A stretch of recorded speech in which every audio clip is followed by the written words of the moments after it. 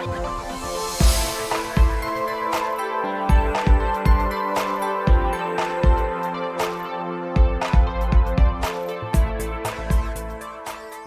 welcome to Flooring Models Kit View Time. Today we've got something completely new to me. This is Gecko models. Okay, I must admit, never heard of them before, so I thought we'd have a good look at something a little bit different. So basically what we got here is a Crusader tank. This is the A10 Mark 1A, 1/35 scale. Okay, something a little bit different. They do a couple of versions with this. One of them's got the bigger gun and a knot. But again, I thought it would be quite nice to have something new, bright and refreshing. So I thought we'd have a look at this one. So having a look round on the box, we can see nice little bit of box art on the front. We can see obviously in British markings down on there, and then this is what you get. And this is what's something very nice about this one. Not only do we get a good sheet of photo etch, which is quite nice, decals we would expect, we also get a nice figure as well. We've got some towing cables, and we've got some other small parts down here as well for the track on there. So again, and I do believe the other version comes with a different figure. He's got a pair of binoculars looking forward, but it does come with the same types of things on here. So as you can see on this one, your kit number for this one is 35GM0002. Okay, as you can see, it is available from PM Models as always, a fantastic price of just £50. Some of the markings you can see down on there, again a little bit diverse. So we've got some camo patterns, some sort of desert, a type of splinter camo, and sort of normal sort of OD as well on that one. All right, so in the box, and it's quite a nice one this, because I've never seen this one before. Right, okay, that's stumped me. Okay, so let's have a look down in here. All right, so as you can see, good pack of stuff down in here as we can see. So let's have a look for the all-important instructions.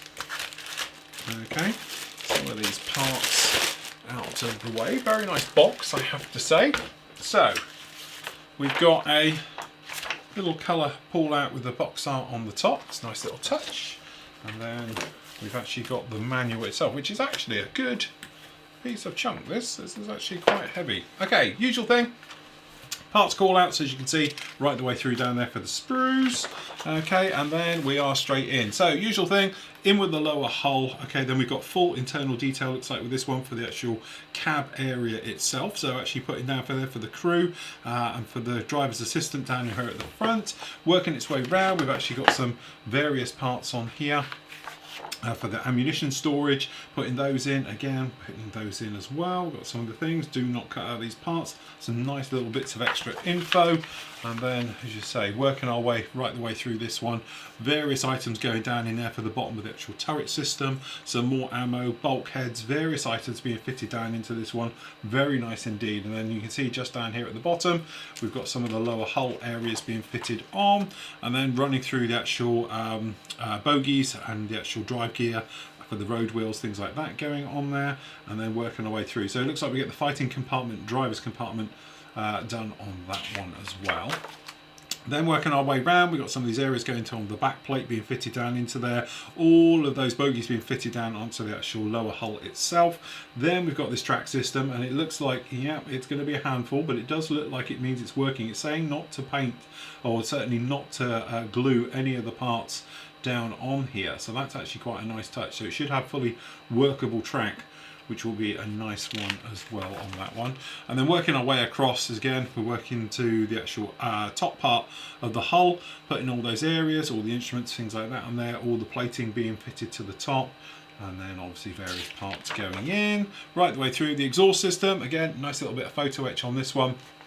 Going to be putting the photo etch parts on there, showing those being fitted, and then working our way around with the actual turret and the compartments being fitted all into those. Stowage bins, and obviously all the lumps, bumps, tools, equipment, and all what you'd expect on the outside being fitted onto the outside of those fenders.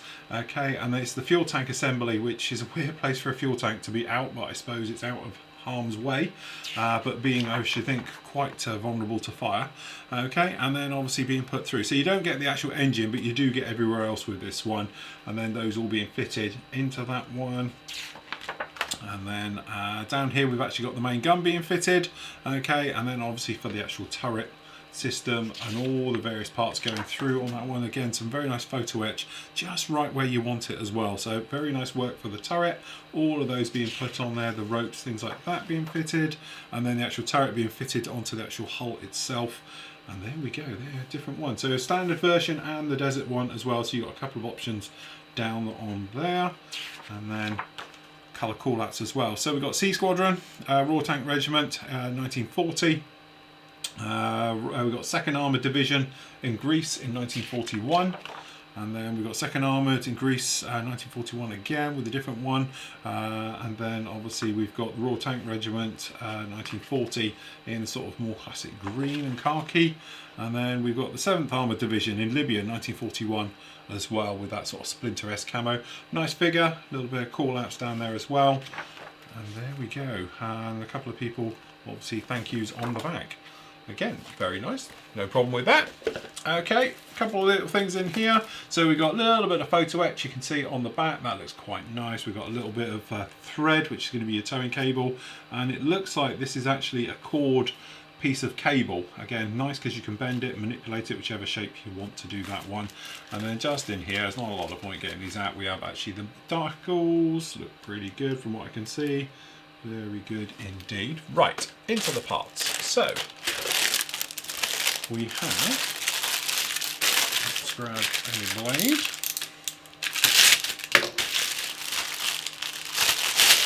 Okay, so straight off the bat we have, it's quite a soft plastic. Just looking over it generally, I can't really see any problems or any worries or areas. I can't really see any sink marks. It's not the sharpest plastic in the world, but actually the detail is all very, very nice. So don't let the look of it put you off. The detail's all here, it's just the plastic is, I don't know, it's very sort of textured and lump and bump. You're expecting to see flash, I'm expecting to see sink marks and things. Got the odd little stress mark, but actually it's all okay, alright? So looking around a bit closer, we've got that fender unit with the various parts on the top, some very nice details, especially like down here on the front end. The side, the actual bolting is very nice, it's sharp and crisp, and around we have got the odd little stress mark. You might be able to see it in this little guy here, obviously the ejector pin's getting a bit close, and again it is a softer styrene. On the other side we've got that other sort of fender unit and the rest of the hull over here, and again it is very nice. It's not the sharpest, you know, compared with other manufacturers like Meng and that, but the detail's beautifully done. Some really nice stuff. We've got no real sign of flash, and even on these very small parts, no problems at all down there. And again, some really nice details with those different ones. Very nice indeed. So just flip it over on the other side. We've got no problems. The ejector pins are actually very flush. They're not protruding. We've got a couple of little bits poking out. We've got one here and one up there, but generally no problem with any of those at all. So that's very nice. Okay, put that there. Okay, what else have we got? Okay, next up.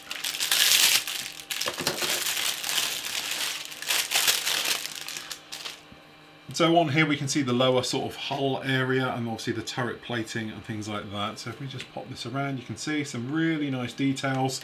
Again, nice, clean, moulded, pretty crisp. And then if we work our way down, we can see we've got all these details from all this bolting right the way over. Very nicely done. Can't see any problems with this at all. Working our way down. We've got this exhaust system over here. Again, got the tiniest little bit of flash there, but I'm not even going to call that because that's the only bit I can find. I'm expecting it to be flashy and some mould issues and seams and everything, but actually this is all pretty good. Nice to see we've got some nice internal details as well showing down in here. Okay, we know we've got internal details, but actually some very nice ones around here. Again, everything's nicely tucked out of the way. We haven't got any ejector pins on the smaller parts, they're all tucked out, and a lot of them are either flash or just slightly proud, which makes it quite easy to deal with on those. It's actually very nice indeed. Okay, so some of the smaller sprues and bits in here, so if we move those a moment, we can see, again, some nice parts, nice detail, clean, crisp, and these smaller parts, the sprue gates are very small, but they're cleanly joined, no problems at all with those ones. right the way through. And again, some very small parts on this, but again, they're very cleanly done. And again, very nice. And even just as you see along here, the actual way that the sprue tabs are on, very fine, very controlled, very much in detail, so that's very nice. Okay, same with this one over here. We've got various items down on here. I think most of these are sort of turret area, and again, really very nicely done. And again, some really small, very fine parts, nicely laid out and placed in. Again, in sort of, you know, not overdone or heavily shot or anything else like that with these sprue gates, so they're going to be nice and easy to remove without any problems as well. And again, this sort of, you know, I-beam here on these two, very nicely done. Got all the riveting detail, both sides, no ejector pins, and even down here to this sort of mantle area, things like that, good detail on both sides. No ejector pins in those ports at all, but also you've got bolting around the outside as well as internal details on both sides. So again, clever moulding down on those parts, as you can see. Some very nice stuff there. A couple of these other ones, we've got a match pair here. So we've got both ends of the sort of fuel tank on the side. We've got the headlights. Also, we can see we've got a little bit of flash just on these grab handles, but to be honest, once they're in and you've hit it with a little bit of glue, I think they're just going to dissolve and just going to add to the weld and probably improve the fixture quite nicely. Okay, so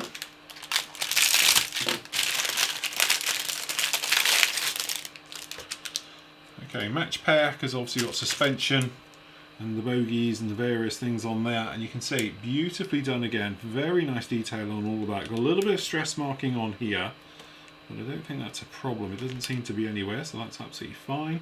Again, these small little parts, very nicely cast. The drive and the idler wheels, no problems with those at all, very, very good. That's nice. So I'd say we've got a match pair on those.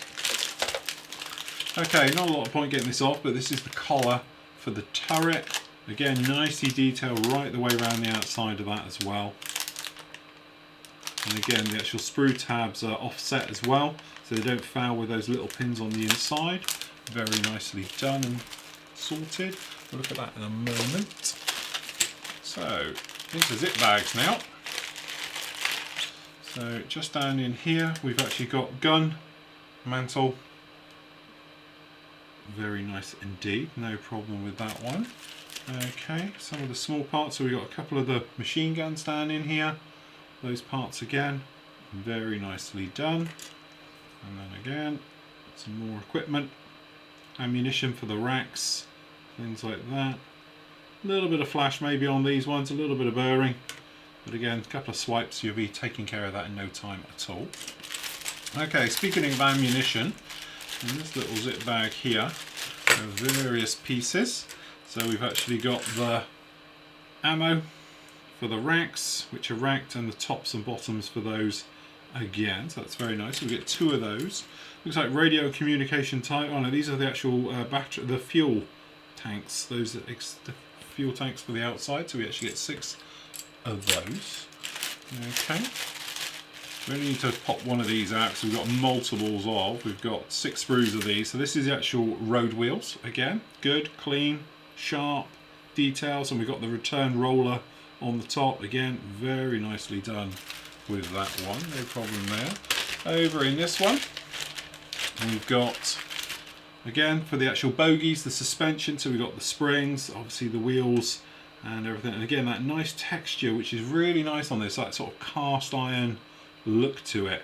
Again, very nicely done. Tiny little bit of flash maybe here on the back, just making sure you clean those up. The fire extinguisher again, nice little touch, very nice and clean. Okay, just down in here we have the lights. To be honest, they're going to be clear and they're flat, so that's not a problem. And we got our figure. So again, we're in the usual sort of our army desert uniform with the shorts. Very nice indeed. Again, I think the other version comes with a guy with the binoculars having a look. Okay, and then this. So you got down in here 7 sprues, 7 sprues of the actual tracks, individual links. So what you've got is the actual track itself, the pad and the joiner. That's going to be fun. you've got options. You could either go down aftermarket route and things like that. I think we're all clear in there. But yeah, that's going to be a bind. I think doing that one, it's not one I would relish looking forward to, but usual thing, when I'm doing tracks, tend to do a handful, maybe a dozen a day, and that way you break it up whilst you're doing other things, and you have no problem with that one.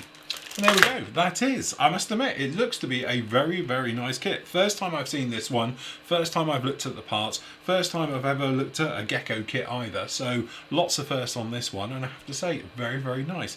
Obviously it's a Crusader tank. Different versions of this one are available. Say you've got the one with the bigger gun, is the only way I sort of know it as well. I think it's the Mark 10, is it? Something else like that. That's a very, very nice one as well. So again, we've got both of these in stock at PM Models, but I should think if you're into your British, especially Africorp stuff, things like that, it is definitely a tank for you.